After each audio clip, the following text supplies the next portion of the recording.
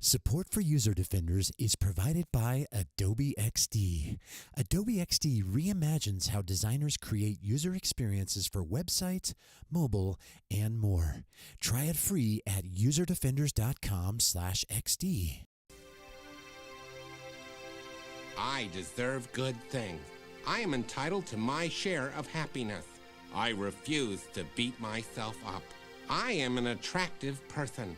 I am fun to be with.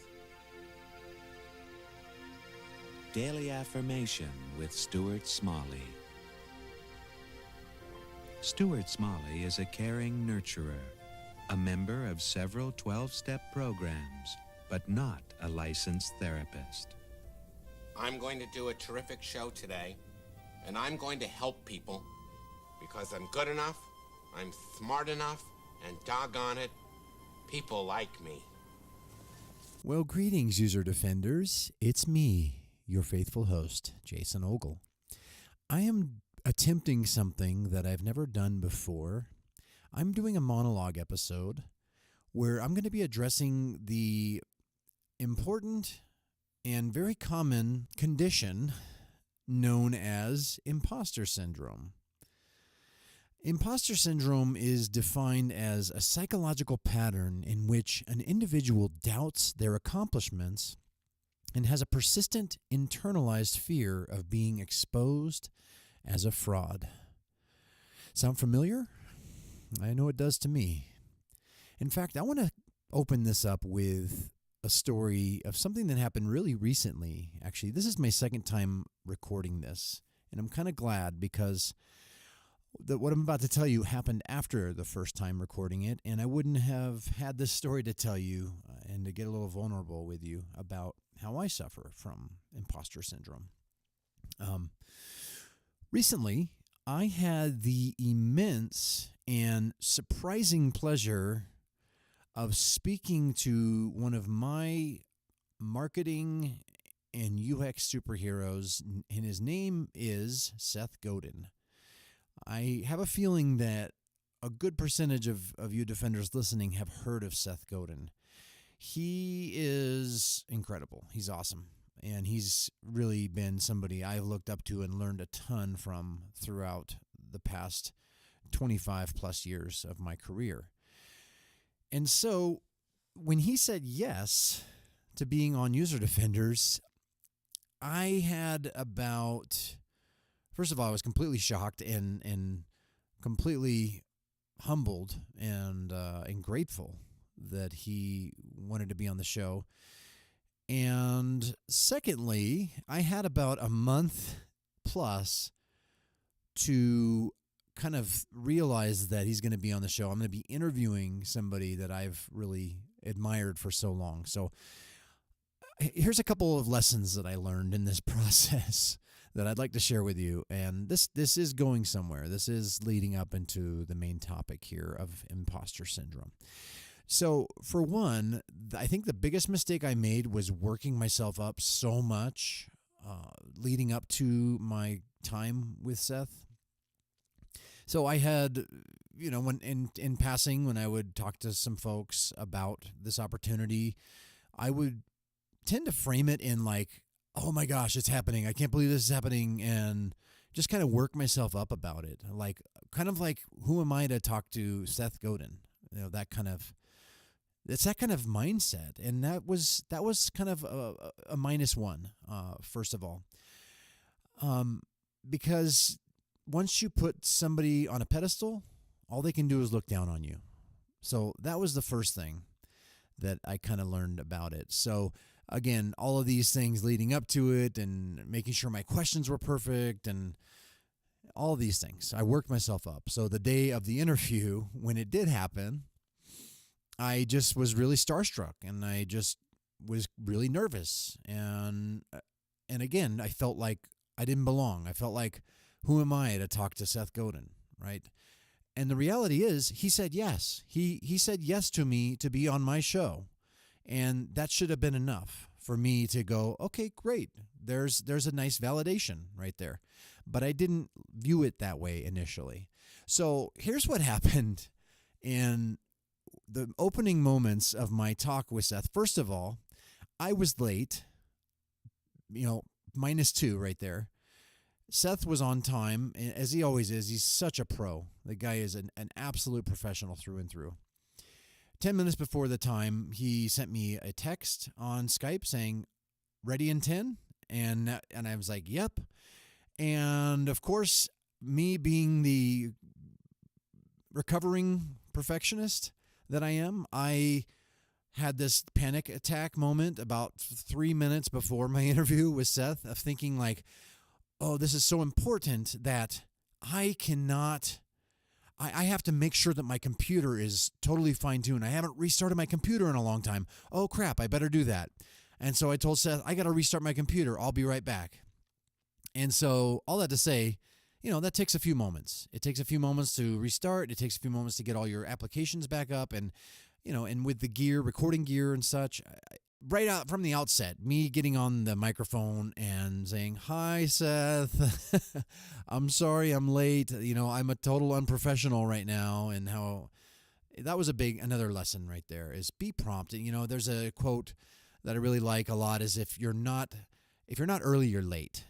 And that was another big lesson for me in this. Okay, so leading up to my kind of imposter syndrome moment and I'd like to share some audio with you, and I don't think Seth is going to mind because there is a good lesson to be learned here in this. This was right before the interview started. And as you defenders know, I like to read the bio of my guest leading into our conversation. I feel like it's a great way, if you don't know somebody, it's a great way to kind of get a quick snapshot of who they are and where they're coming from. So I really wanted to read his bio, and I like to do that live. I just feel like it saves time, and I could not get through his bio. I was so nervous. So I'm going to share a clip with you. So check this out. My guest today needs no introduction, but I'm going to go ahead and read his bio anyway, because that's just kind of in the tradition of User Defenders podcast. And for maybe those of you who may not have heard of Seth Godin, I'm just going to read this real quick. Seth Godin is the author of 18 books that have been bestsellers around the world and have been translated into more than 35 languages. He's also the founder of the Alt MBA and the Marketing Seminar, online workshops. Okay, let me do that again. Actually, I'll do the bio after. You sound great. Don't worry. Is that okay? All right. I'll start over real quick. All right. Seth Godin is the author of 18 books that have been bestsellers around the world and have been translated into more than 35 languages. He's also the founder of the Alt MBA and the Marketing Seminar, which is online workshops that have been transformed. Sorry. Why don't you do it after we're done? Okay. All right. We'll do. So that's my story. That's kind of the kick things off. I just wanted to be vulnerable with you, defenders, that I suffer from this. I've been doing this work in different, of course, capacities because the field has evolved so much. But I've been doing this work professionally since 1999, and unprofessionally another 3 years before that. I've been at this for a long time, so you're not alone if you feel like you have imposter syndrome, which I have a feeling you do because most of us suffer from it. So that's kind of the way I wanted to kick this off. So let's talk about imposter syndrome. As I mentioned, it's just the feeling that you're not good enough and you're a fraud and you'll be exposed at any moment. And I wanted to just kind of talk about why do we have it? Why do we have this thing, this psychological syndrome? Well, a lot of it kind of dates all the way back to, I think, early years of civilization. If you even want to go back to caveman days, as you will. Like, I'm not a believer in evolution, but I know that there was at one point, there was a civilization that was certainly not modernized. And so there's the whole tribalism effect where people, in order to survive, tribal groups of people, they depended on each other in a great way and a great deal, because if you're on your own, you just have there's a greater chance that you will not survive because of different things. Farming, finding water sources. There's the threat of hostile creatures, predators, and all these things that we need each other, and that has not changed at all. But going back into ancient times, If you were found guilty of a crime, perhaps, chances are the consequence to your crime in those days could have been banishment from your community, from your tribe. And that was kind of one of those things where the whole community would be like, oh, wow, they're dead to us. They're basically, that's probably where that whole phrase, you're dead to me, came from. Because I think a lot of the people knew that once somebody's excommunicated or banished from a community or from a tribe, chances are they're not going to survive. And they may have kids. And I think of this movie called The Witch, which I don't recommend watching. But there's basically the whole premise of this movie is these people in colonial times, they were banished. He was kind of seen as a heretic.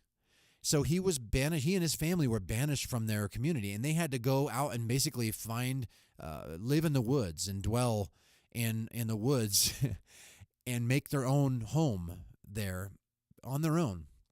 And really bad things happened after that. So this is another example of tribalism. That's why we kind of feel the need to kind of stay in the tribe. So the fear of being excommunicated. So that's the reason we fear being exposed. We don't want to face a consequence of being banished and being on our own and having to fend for ourselves, so to speak. So that's a big part of the reason we have it psychologically. And again, it dates back a long time. Design and build interactive prototypes, update artwork, and test your experiences, all without having to upload, sync, or jump back and forth between apps. Adobe XD is available for both Mac and PC and integrates with Adobe Creative Cloud libraries, meaning that no matter what your team configuration, XD has you covered. And now you can get Adobe XD for free. Just go to userdefenders.com/XD to learn more. The other thing I want to talk about related to this is the Dunning-Kruger effect. And Denise Jacobs and I talked about this in a recent episode. You can check that out if you haven't already. And Dunning-Kruger effect, this is a study by two psychologists, David Dunning and Justin Kruger. And basically in their findings, they discovered that unskilled people lack the skill necessary to evaluate their own skill, and that the skills needed to be competent at a particular task there are virtually identical to those required to evaluate one's competence. So that's kind of the clinical definition. But basically what that means is they discovered that a lot of people were low in what is called metacognition or metacognitive skills, also known as self-awareness, which is an imperative leadership skill, by the way, to possess. So metacognition is thinking about thinking, knowing about knowing. So they did a test on college students. That seems like most of our psychology research and information we have, it seems like a good portion of that has been tested on college students for whatever reason.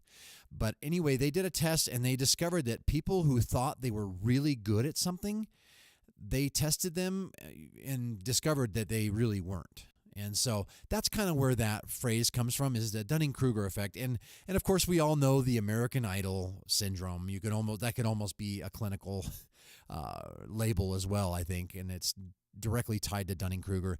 What happens during the audition season, right in the beginning of the show, you get some really awful, awful singers that come on, and they just don't know that they don't know how bad they are. So that's a problem. And again, they're just lacking in metacognition. Why?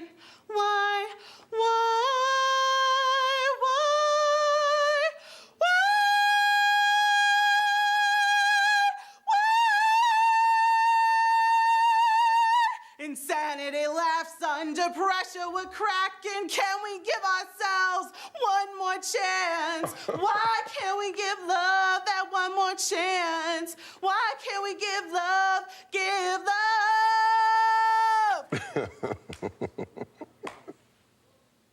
You don't look too pleased, Simon. It was almost as bad as it can possibly get, Brenna. I mean, the intro in particular, that wine nonsense. God. Do you want me to sing something else? Brenna, I don't want to hear anything more from you. Why? Because I just hated the audition. Why? Because it's pointless. You're not going to go through to the next round. I don't understand why you won't give me a chance to I'll tell you why, because I just heard you sing.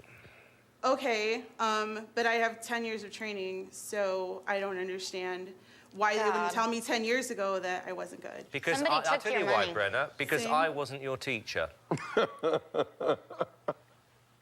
I'm sorry. But, hey, it's really cool you get to audition on a show and you get to be on TV on your favorite show. That's That's neat. good news, isn't Yeah. it, Brenna? No? No, it didn't work, sweetheart. I have a degree in vocal performance. All right, Brenna, it's a no, darling. Are you sure? Positive. Is there anything that I can do to improve? Leave. So here's the good news is, defenders, if you have imposter syndrome, which I have a strong feeling that you do, and that's okay, we all do, you're in a good place. That means you know you can get better. And so that's good. That's a good thing. And if you have Dunning-Kruger effect, you wouldn't be worried about imposter syndrome. That's the bottom line. So don't worry about it. You don't have Dunning-Kruger. And so here's where we kind of start getting into how do we overcome it, okay? Because that's important. We want to know, okay, we already know what imposter syndrome is. We already know why we have it. Now let's get into the nitty-gritty. How do we overcome this? And this is a big one right here. We need to build confidence. We have to build our confidence. And there's a big difference. I want to caveat this too, because there's a big difference between confidence and arrogance. Arrogance is really wrapped up in ego. Todd Henry says, confidence says I can get this right. Ego says I can do no wrong. And as I always say, your ego is not your amigo. So here's the thing. We need a little bit of ego to be confident. So there's kind of a weird dichotomy at work here. There's kind of some paradox here. We do need some ego, okay? I'm not saying your ego is unnecessary. It's just not your friend, okay? So be careful with ego. We need some to be confident, and especially, again, as a leader, because who wants to follow somebody that's just always looking at their shoes, right, and moping and just doesn't have any confidence, right? So we do need to follow a leader that has some ego, but there's a nice balance there, but not too much to where you're an arrogant jackbutt, is what I say. So again, use your metacognition superpowers to find that fine line so you can walk it humbly and confidently. So one way to build confidence is, and this is super important, defenders, right here, build up and embrace the little wins, okay?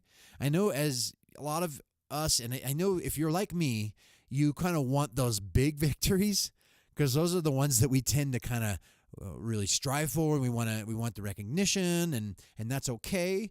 But really, how often when we're looking for the really big win, do we actually overlook all these little ones that have happened in our lives? And that moment of crisis when that inner critic is in our head and trying to tell us we're no good, we don't have anything to lean on. We're just going off of how we feel and what our minds are thinking in that moment. And if we don't have some ammunition, we don't have a way to fight back, right? So this is really, really important. I want to encourage you to start journaling your wins, even the little ones, okay? Especially the little ones.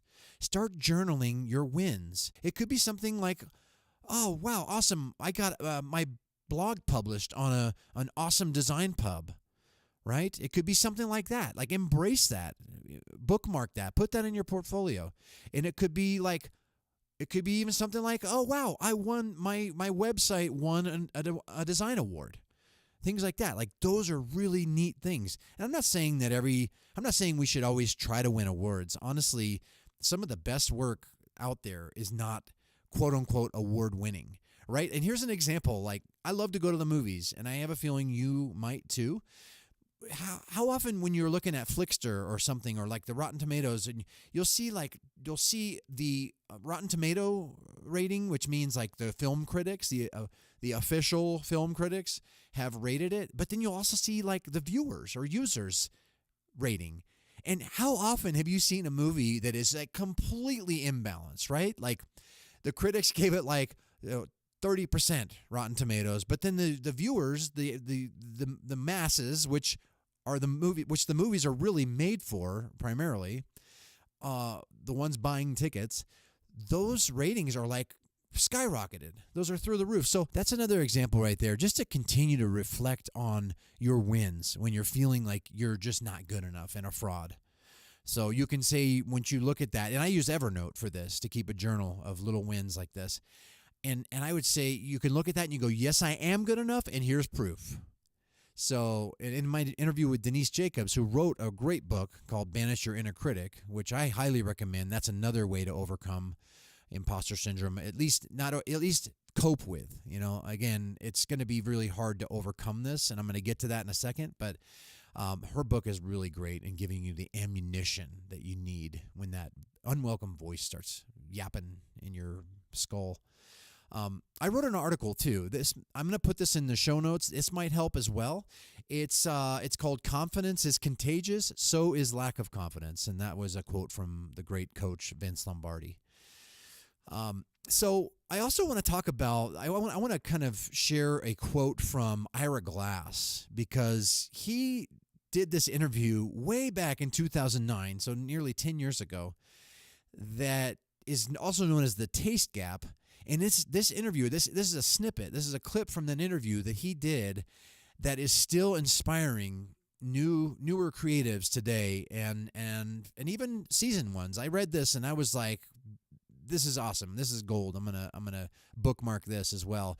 So, and I think you'll agree. Here's what he said. Nobody tells people who are beginners, and I really wish somebody had told this to me, is that all of us who do creative work, we get into it, and we get into it because we have good taste. But it's like there's a gap that for the first couple of years that you're making stuff, what you're making isn't so good, okay? It's not that great. It's trying to be good. It has ambition to be good, but it's not quite that good. But your taste, the thing that got you into the game, your taste is still killer. And your taste is good enough that you can tell that what you're making is kind of a disappointment to you. You know what I mean? A lot of people never get past that phase. A lot of people at that point, they quit.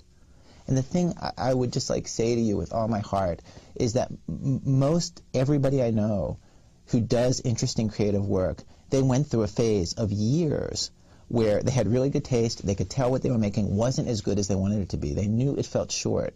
It didn't have this special thing that we wanted it to have. And the thing I would say to you is everybody goes through that. And for you to go through it, if you're going through it right now, if you're just getting out of that phase, you got to know it's totally normal. And the most important possible thing you could do is do a lot of work. Do a huge volume of work. Put yourself on a deadline so that every week or every month you know you're going to finish one story. Because it's only by actually going through a volume of work that you're actually going to catch up and close that gap.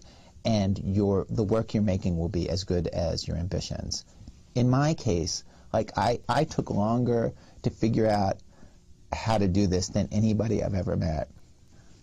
It takes a while. It's going to take you a while. It's normal to take a while, and you just have to fight your way through that, okay? So I've got good news and bad news, okay? Let's start with the bad. As I kind of alluded to, we will never totally overcome imposter syndrome. Why? Because wherever we go, there we are. So I think it just comes with facing it. We need to face our fears always. And I love what Seth Godin says. He says we need to dance with our fears. I love that framing. The thing is that we can learn. Here's the good news, right?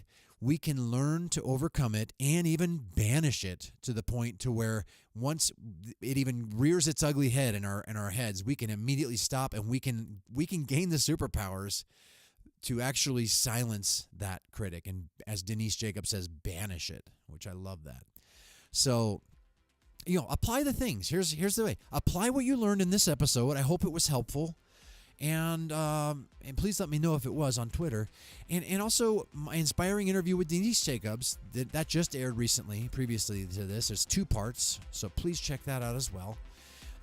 Because it's just like in warfare.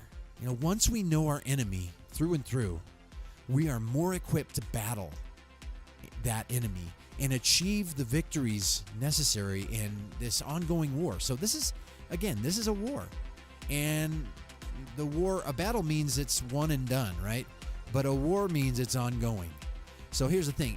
We are in a war, but the good news is we can overcome and we can win battles, every battle that comes, if we truly desire. Use our growth mindset, defenders.